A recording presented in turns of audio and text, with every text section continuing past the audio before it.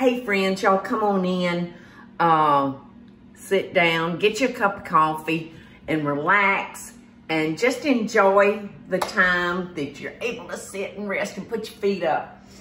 Because I want to share a recipe that has been requested by a lot of y'all out there, and it's the old-timey beef stew. So that's what I'm going to make today.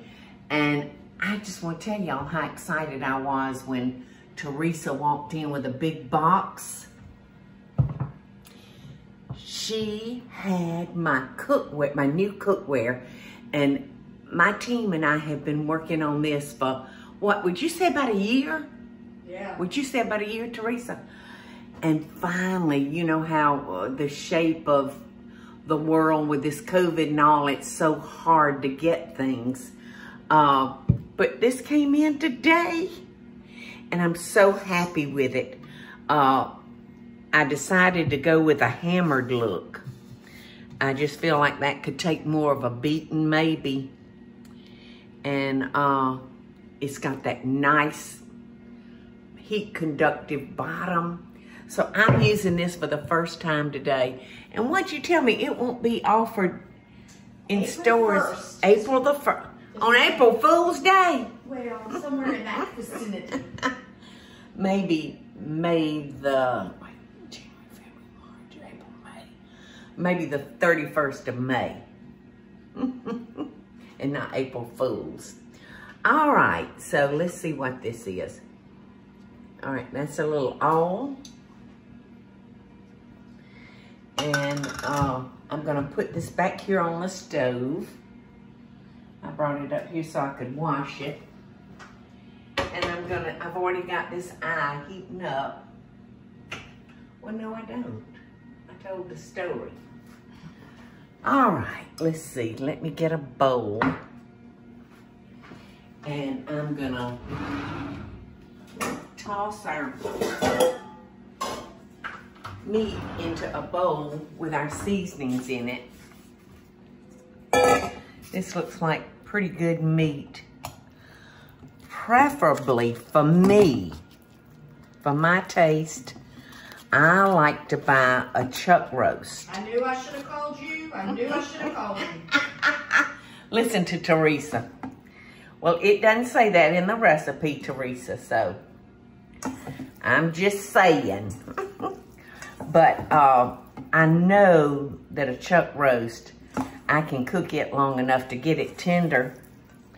And you know, when you get these packets that say beef stew, I don't really know what parts of the, you know, cow it's coming from. So, like I said, normally I would buy a chuck roast and cut it up. So, you did great, Teresa. All right, so I'm gonna put pepper and what is this? A little sugar, a little salt, a little garlic,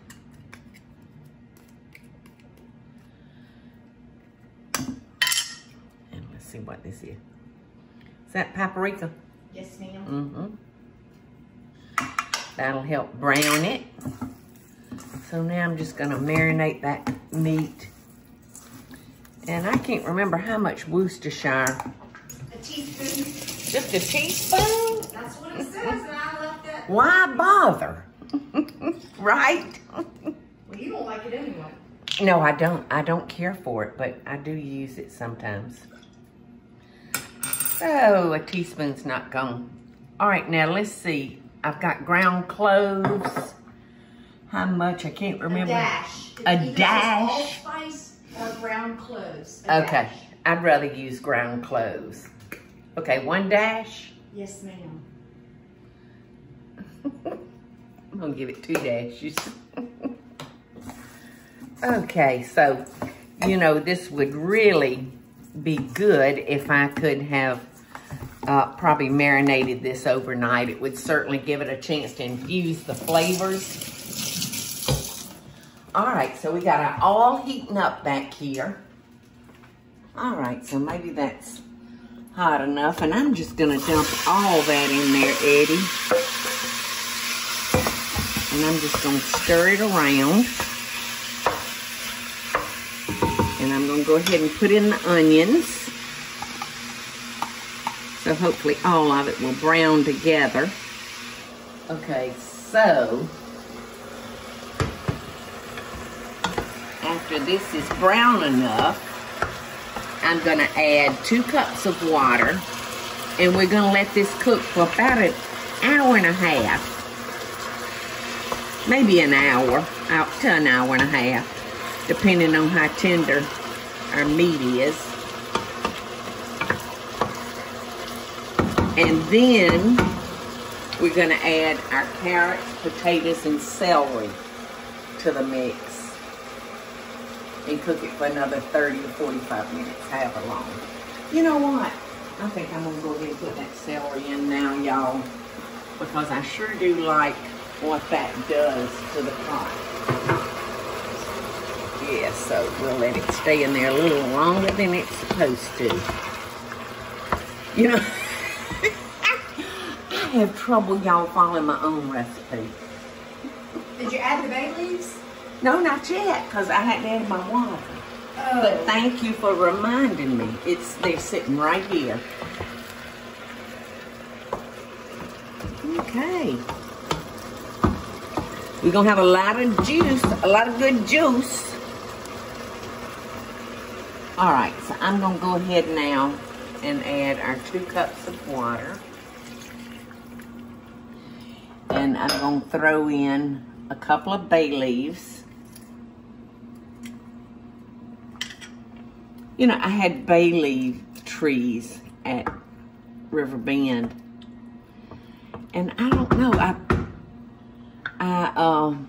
went out there one day and just picked some bay leaves and came back in and threw them in a pot. Well, it ruined that pot. What, do you not? Oh, Do are you not supposed to let let the them leaf dry? Yeah, I would think that you I might. think that's probably what I did wrong, but I just put that green bay leaf right in there. Yeah, I don't see that being the right. Okay, so an hour and a half. We're gonna come back and look at you. And we'll adjust our seasonings at that time, you know, and we may want to add a little bit more liquid to it. We'll just see what's going on. Because it's all about, you know, your tongue and your taste and your family's taste. Paula, do you cover it to let it Oh, cook? yes, I'm Okay. gonna cover it, because if I didn't, Teresa, there would be not one speck of water left in it. So we're gonna cover it so we won't lose our water, because that's gonna be our gravy.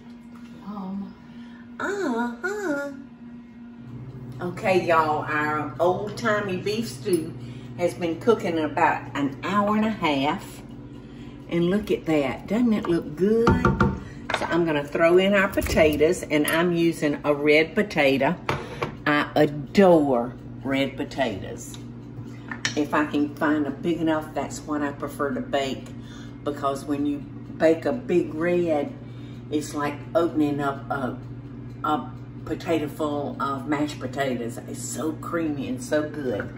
But you can use any kind of potato you want, but that's my choice. And you can see I use them unpeeled. And now I'm gonna add my carrots. And these are fresh carrots from the produce section, you know, and they did that little fancy cut on them. But they are fresh, not canned. Okay, so we're gonna cook this for another, oops. Watch it, Paula. We're gonna cook this for another 30 to 45 minutes. And then I'll fork that potato, and if it's done, then we're gonna make our slurry of cornstarch and water, and that's gonna tighten up the juices that we have, and that's gonna make our gravy for us to dip our cornbread in. Our old-timey beef stew is almost ready, and so I'm gonna go ahead and make our slurry using 2 tablespoons of cornstarch with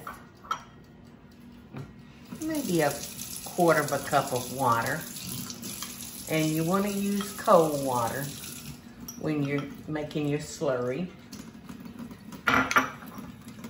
versus hot water.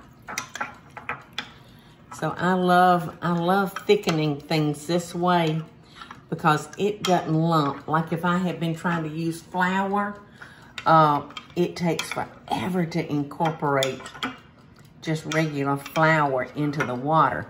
But I will share with y'all, these people don't know me from Adam's House Cat, but I do like this for gravies, y'all, because you can sprinkle it right on top of whatever you're trying to thicken and it won't lump. So this is a good stuff, but I really, really, really, really love the cornstarch. And you'll want to have your liquid at a full rolling ball when you add your cornstarch. And then you want to make sure you got a spoon in your hand so you can stir, stir, stir. So I am hoping to hear from y'all on this recipe too, because we had a debate earlier in the video. Tomato sauce or ketchup or tomato juice, I think Eddie said his mother used to use. So tomatoes or no tomatoes? I want to hear y'all's story. And if you want me to try one of your recipes, just send me the recipe and I will do it. I will share it with everybody. And of course, give you credit for it. I'm gonna take a little sip of that au jus and see what it needs.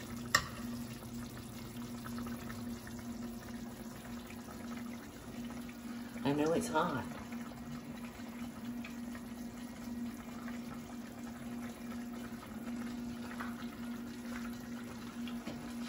It definitely needs some salt. Definitely. So, I'm gonna add a little salt, and I'm gonna actually add a little bit more pepper.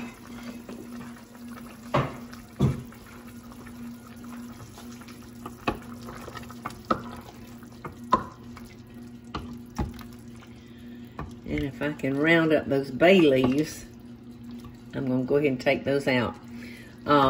Michael tells a funny story about Anthony. When he was a little boy, he had been invited to spend the night off with a friend. And apparently they must have been having spaghetti or something like that. And so when Anthony got home the next morning, naturally his daddy asked him, well, how was it, son? Did you have a good time? I don't see that other leaf. Do you, Eddie? There it is. Where? I see it. I seen it too. There it is. Thank you. And that was the big one. So anyway, Anthony said, Daddy, I had a good time. But for supper, his mother put leaves into her food, and I didn't eat too much because I don't know anybody that puts leaves in their spaghetti.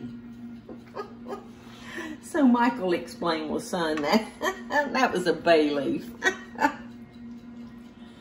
Okay, so I think these are pretty much done. So I'm gonna turn this back on, but you know what? I am gonna check that to make sure I got enough salt in there.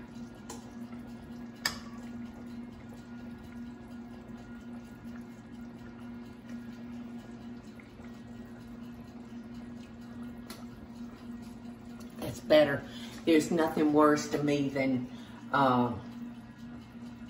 serving somebody a flavorless dish. You know, it's important to have that flavor in it. All right, so that's starting to ball up again.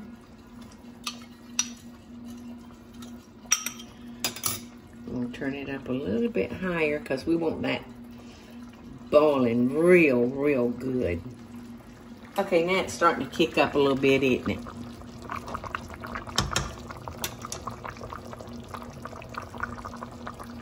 Okay, I think we're gonna be safe to add it now.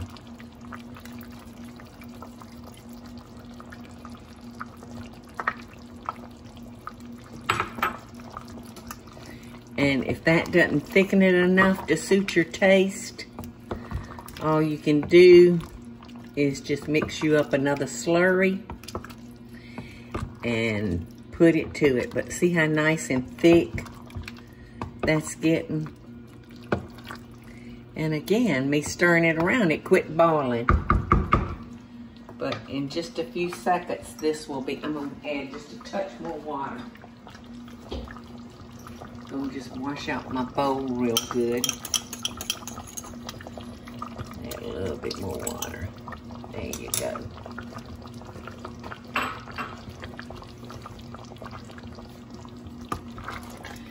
It's time to ask a blessing, y'all. Isn't it, Eddie? Yum. Delicious. And y'all try this recipe. I hope that you enjoy it. Like I said, I would suggest buying your little chuck roast, cutting it up, and cooking it until it's almost fork tender, and then add your cut up potatoes and your sliced carrots. Because like I said, I know where that piece of meat came from. So enjoy, y'all. Bon appetit. And I will see y'all tomorrow. Love and best dishes. Hey y'all, it's Paula Deen. Now, if you enjoyed this video, be sure to like it and click the subscribe button as well as the notification bell to be alerted when I post a video. Love and best dishes, y'all.